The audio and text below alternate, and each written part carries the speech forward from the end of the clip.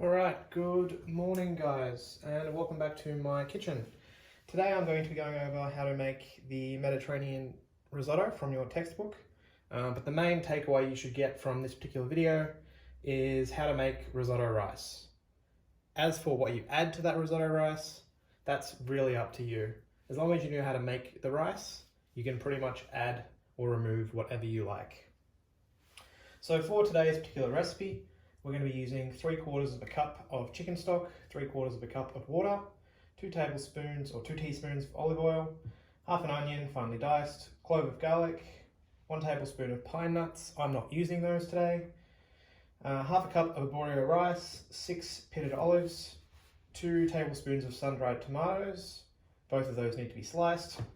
Half a cup of diced chicken or cooked diced chicken. 1/4 of a cup of Parmesan cheese, 2 tablespoons of cream, some basil, and some extra Parmesan cheese, because cheese is life. So, what you'll need to do is basically get your stock and your water, and you'll need to put them straight on the stove. Now, this recipe calls for us to be using cooked chicken. I don't know about how you get your chicken, but usually when I purchase it, it's raw. So what I actually did, I added a little bit extra water to mine, a little bit extra stock, and I put that on and poached my chicken before I started the video. So that liquid's actually already hot. You might be able to see over in the distance, I have some diced up chicken ready to go. So that's pretty much the first step, as well as how to cook the chicken to begin with. You're just poaching it, depending on the size of the chicken breast. So bring the water up to just below boiling point, and it's going to take 5 to 10 minutes, depending on the size of the chicken you use and how much you're cooking. If you're using a lot of chicken, it's going to take longer and you'll need more liquid. Next thing we're going to be doing is heating the oil in the pan with the onions and garlic. So that's probably what I should start doing. I am just using crushed garlic from a can this morning, or from a tin I should say. Use whatever you've got. If you've got fresh garlic, go with that. But I generally just have the crushed stuff at home. Just as quick and just as easy. Remember that it's garlic. I mean, you can use a teaspoon, you can use 2 tablespoons. It's delicious, you'll be fine. I believe in you. So I've got the garlic and the onions straight in there. I haven't put any oil in just yet. I'll add that shortly. I hear the onions starting to sizzle away now.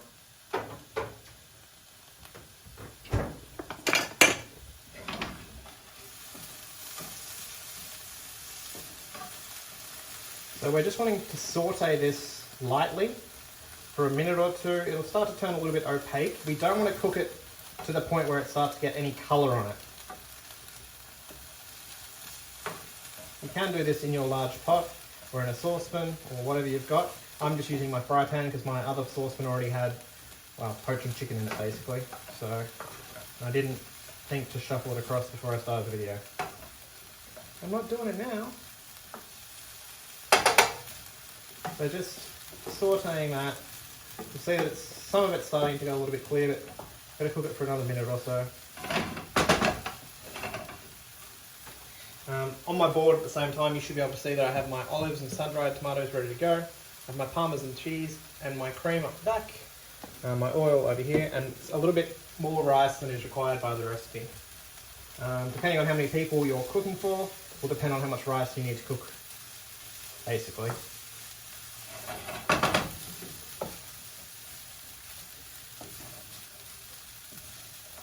So what I'll do is start adding my rice to this. So I'm using 3/4, a cup of rice today.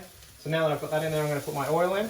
Basically what we want to do is just have enough oil in there so that it coats all of the rice. You don't want it to be swimming, but you don't want to have any that's not coated in oil either. So it's going to be a pretty generous amount. Pretty sure the recipe does say 2 tablespoons. So I'll put a big glug in there and I'll stir it around and see what it looks like.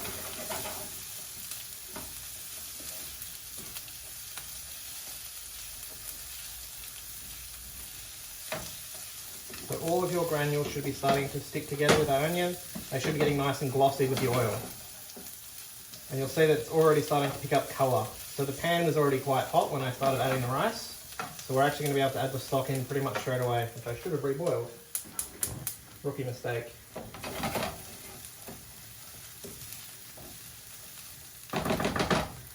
Sure it'll be hot enough anyway because I've only just taken it off.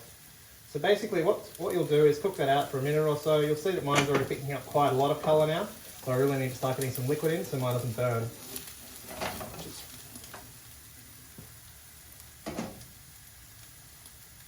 So with this, what you'll be doing is basically putting in a ladle's worth of stock at a time and just letting it cook out and absorb.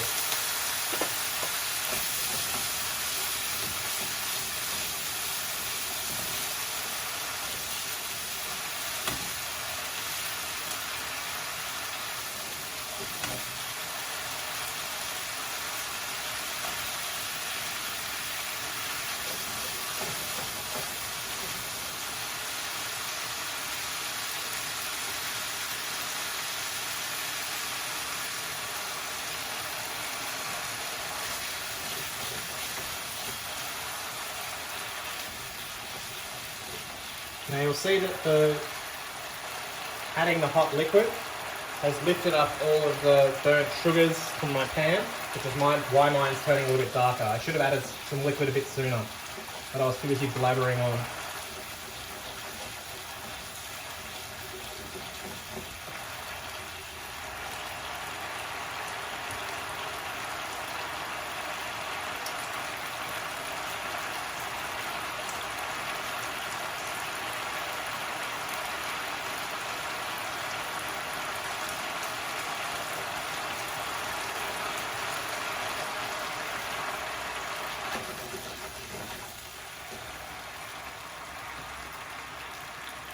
So just incrementally topping it up with your stock. Remember that I've got a little bit excess because I added extra liquid to mine, so I'm not going to use all of my stock. In total I should be adding about 1.5 cups worth of liquid to this rice. Probably a little bit more.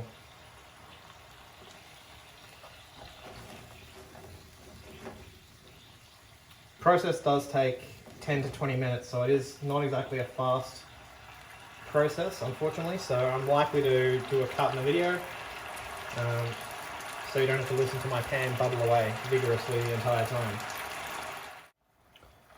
Alright guys, so while you were gone, basically I added a few more scoops of the stock to the rice, and that's pretty much fully absorbed at this point, so there's not really a lot of liquid kicking around in there anymore.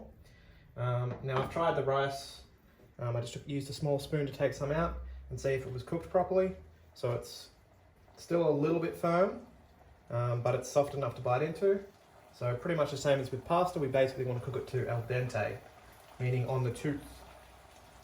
From this stage here, it's pretty much just a case of putting everything together. It's super easy. There's heaps of ways to go about this. I could technically do another pan and cook off some ingredients. But because everything I've got today for the Mediterranean risotto is already cooked and processed, ready to go, I'm actually just going to throw it straight into the rice. But if you wanted to cook up things in a different pan, I would pull this off to the side, put another pan on, or take that out, the rice out, and put that up to the side, and wash the pan and start again. Cook up those ingredients, then reincorporate the rice when I was ready. But like I said, for today's it's pretty cruisy. I basically just throw everything back in. So it's going to be the sun-drieds and the olives. And probably a big handful of this chicken I have here, and I'll use the rest in another dish later on. So I'll use about half of that, I reckon. A bit more. And then we'll put some cream and some cheese in there, and that's the dish pretty much done. Like I said, once you actually get the rice process down itself, putting it together is actually really easy.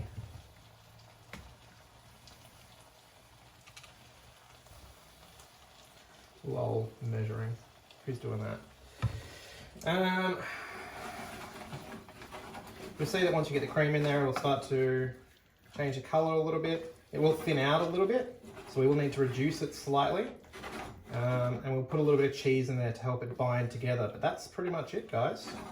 A nice, easy one. Like I said, the main process is just the absorption method for the rice. Getting that down, and then the actual risotto itself is super easy.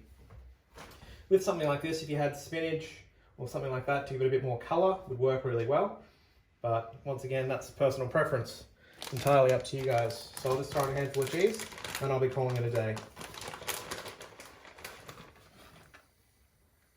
Generous handful. Remember that you'll need some cheese for on top because cheese is, of course, life. Just stir that in. If you want to add a bit more cream, you can, but I think it's actually pretty good. And then that's pretty much you done. You just need to cook out the ingredients long enough for them to heat back up. Obviously the sun-dried tomatoes and the olives were at room temperature, and the chicken had actually been cooked just before I started, but you want to make sure you've reheated it properly to kill all of those nasties. So I'll leave it on the heat for 3 or 4 minutes just to make sure everything's cooked off properly, and that'll be it. Alright guys, see you, bye.